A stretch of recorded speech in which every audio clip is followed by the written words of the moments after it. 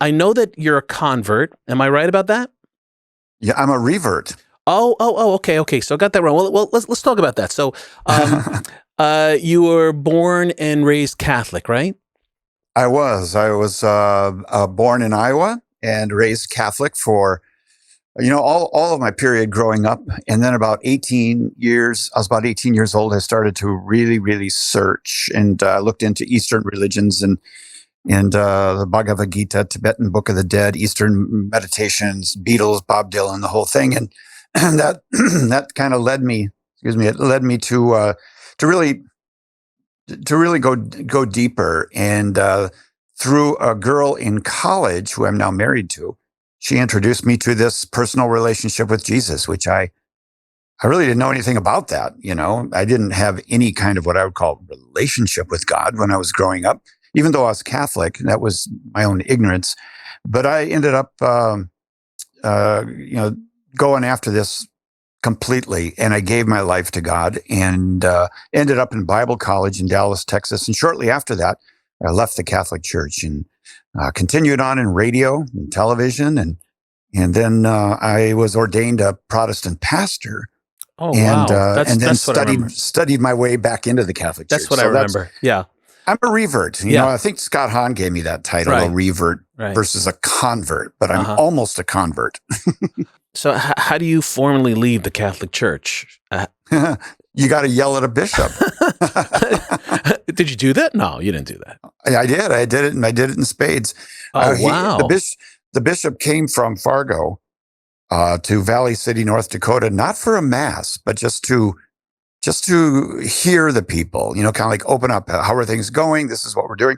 So Emily and I went, and I had, by that time, he didn't know it, of course, but by that time, I was thoroughly frustrated with the Catholic Church because I had this born again experience back in 77. And here we are in 1980 now, and 1980, 81. And I was going to the Catholic Church, but I was also going to the Assembly of God Church on Wednesdays because they had a Bible study.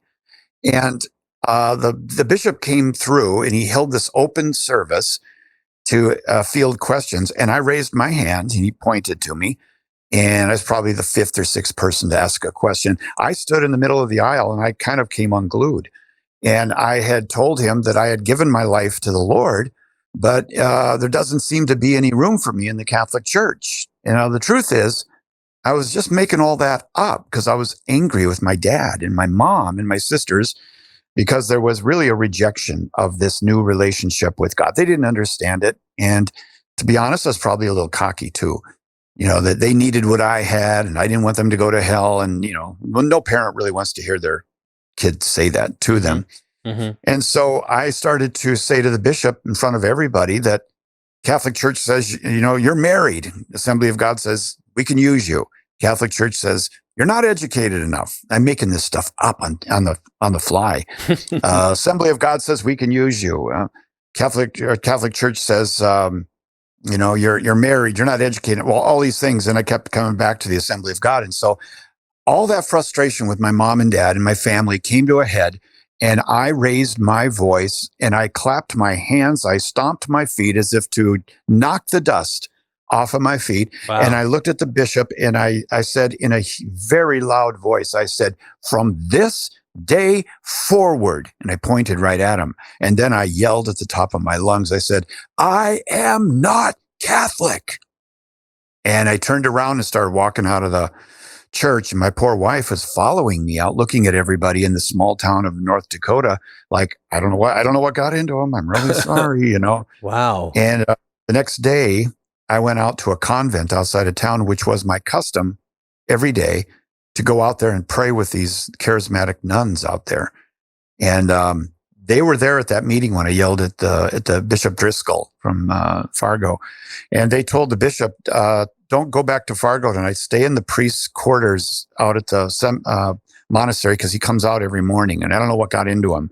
So he did. And I didn't know it. Next morning, I got on my motorcycle and I rode out there.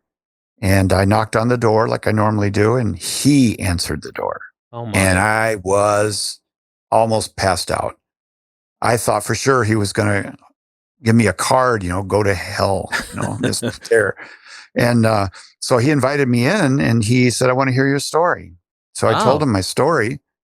And he said, I'm going to tell you three things. He said, number one, the journey you're on is of the Lord. And I thought, wow, that's nice. They're the first Catholic to acknowledge it, And he said, number two, I'm going to call you Little Newman. Now, that meant absolutely nothing to me other than he was saying, you're a joker, clown. You're like Al Newman or Al, whatever his name is from Mad Magazine. Alfred Newman on Mad Magazine. That's what I thought he was saying. Like, okay, you're kind of a clown or whatever. And then he said, the third thing he said was, he looked at me and he pointed right at me and he said, you mark my words. Said, one day you're going to return to the Catholic Church and you're going to teach your people.